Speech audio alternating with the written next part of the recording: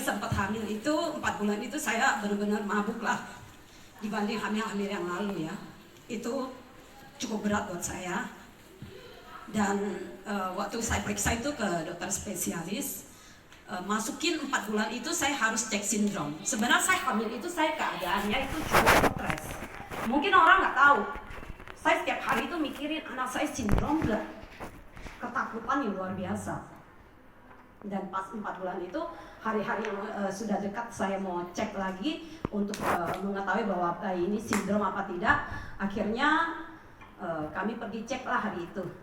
Dan ternyata bayi saya itu mati di dalam perut. Sudah meninggal, tidak ada detak jantung yang tadinya kurang lebih 2 minggu habis dicek. Itu kita balik lagi, harusnya dia sehat kan, 2 minggu setelah itu dia sudah meninggal di dalam perut. Wah, kata dokter ini sudah nggak ada bayinya. Jadi ya saya juga dibilang sedih. Tapi karena ketakutan saya lebih besar, anak saya dicek sindrom itu saya benar-benar stres.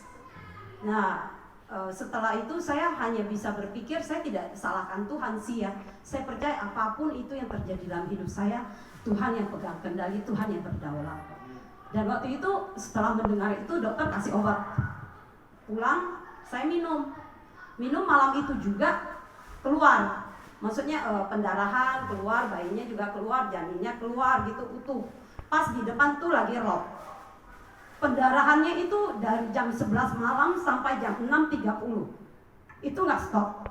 Saya itu sempat kolaps ya, cuman saya panggil Tuhan tolong saya banyak hal yang belum saya selesaikan. Saya bilang gitu, anak saya masih kecil, itu yang saya beratkan. Saya bilang banyak hal yang belum saya selesaikan. Waktu itu benar-benar saya sudah nggak bisa nafas, berhenti, jantung saya juga rasanya udah nggak ada, lemes, udah nggak bisa nafas. Anak-anak saya juga tengah malam jam 2 itu mereka bantuan semuanya ya, termasuk mbak saya, mereka bikinin air gula buat saya udah nggak bisa ngomong apa-apa, saya hanya panggil Tuhan, tolong saya Tuhan. Terus kira-kira jam 4 gitu saya nggak bisa tidur karena darah ngocor terus. Suami saya bantu saya berganti terus, itu nggak bisa berhenti itu. Saya nggak berani tidur di ranjang, akhirnya saya taruh di bawah. Itu benar-benar sekali ganti itu basah lagi ke kamar mandi, ngucur keluar kayak keran gitu, langsung nyemprot gitu ya. Saya sebenarnya sangat ketakutan waktu itu. Dan saya paksakan jam 4 itu saya paksakan tidur, saya baring, saya taruh sarung itu, saya bilang begini, saya tidur begitu, saya takut. Saya panggil Tuhan, tolong saya. Tuhan kasih saya itu satu firman ya, dia bilang, yang saya ingat betul itu satu orang wanita yang berpendarahan 40 tahun. Tuhan hentikan pendarahan ketika dia jamah jubah Tuhan Yesus. Dan saya percaya, saya pribadi, saya pegang Tuhan, saya pasti lewat ini masa.